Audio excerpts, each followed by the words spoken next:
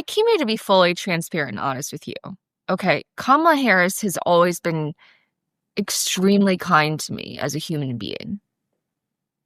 So I really wanted to give her the benefit of the doubt. I've been to her holiday parties. I've been to so many things at the Naval Observatory. Every time there's a major event, I would be there. I know Doug too. I really wanted to give my friends the benefit of the doubt. And people ask me why I didn't leave sooner. Do you know how hard it is to leave your entire world? Like, these people aren't just like political figures to me. They were my friends. Uh-huh. They were my entire universe. You know, I just quickly realized that this is not someone who can lead the most powerful nation on the face of the earth.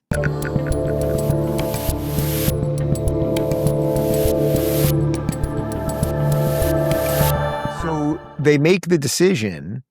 Now she becomes the nominee. In some sense, you're saying you were probably relieved because you didn't think he had the mental capacity to be president, and in essence wasn't the president. It was president by committee. Now it's Kamala just a couple of days later.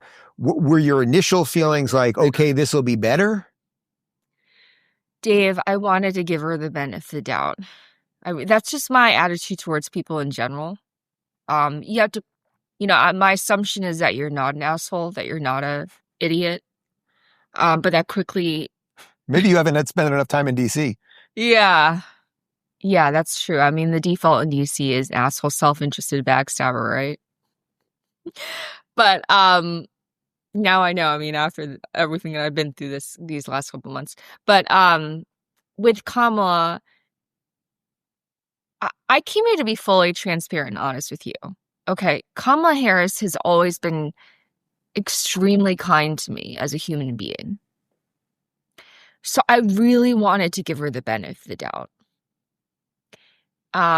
I've been to her holiday parties. I've been to so many things at the Naval Observatory. Every time there's a major event, I would be there. I know Doug too. I really wanted to give my friends the benefit of the doubt. And people ask me why I didn't leave sooner. Do you know how hard it is to leave your entire world? Like, these people aren't just like political figures to me. They were my friends. Uh-huh. They were my entire universe. I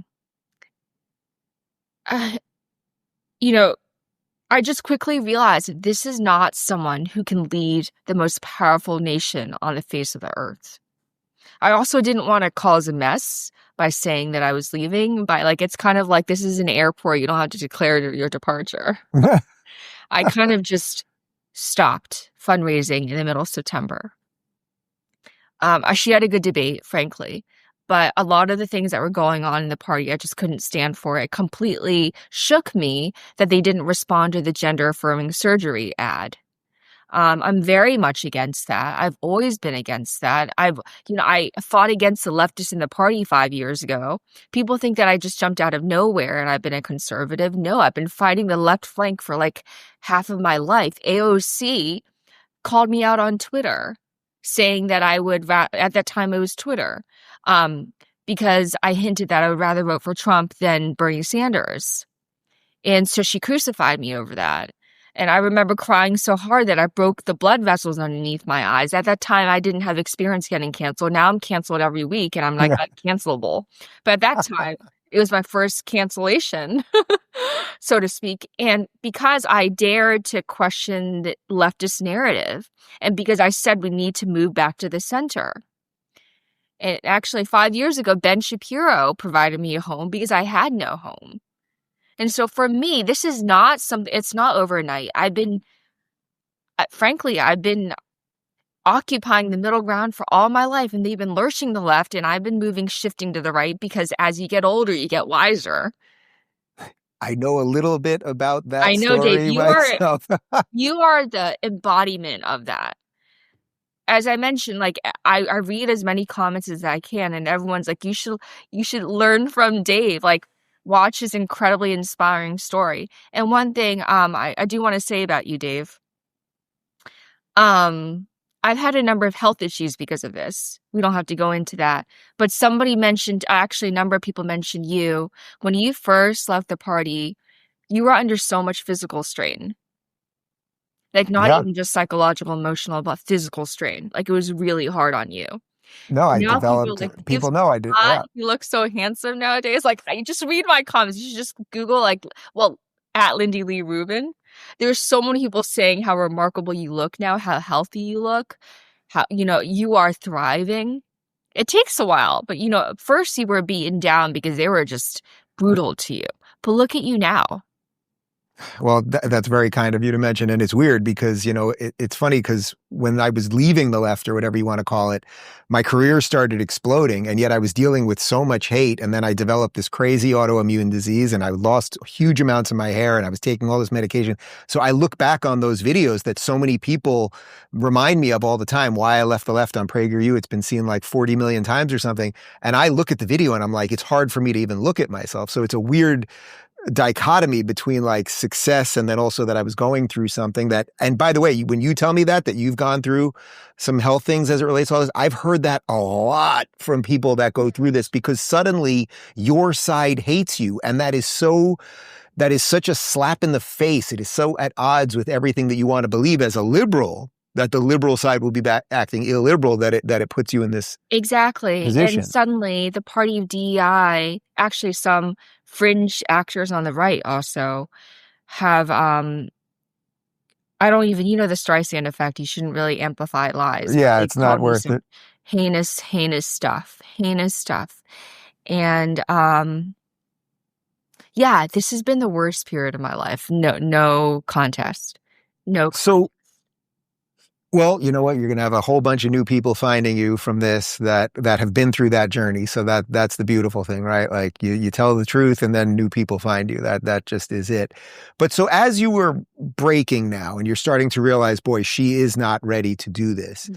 Did you feel that the subtext to that was that this was the final move of the Democrats going completely crazy to the left?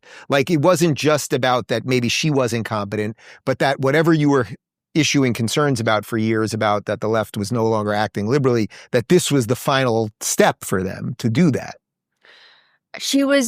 You bring up a really good point, Dave. She was pretending to be a moderate when I distinctly remember her praising woke on stage. I think she said it's good to be woke. Everyone. Oh, of course. I mean, there's a million examples. Yeah. Right. And she lambasted someone too for, I have no, like, she would just say this crazy stuff. And then I just don't understand, because when I speak to her on a one-on-one basis, she's not an idiot, I don't think, or unless my powers discernment are completely off. But when she talks on stage, her brain completely melts. And it occurred to me that we don't just have one leader in cognitive decline. We had two.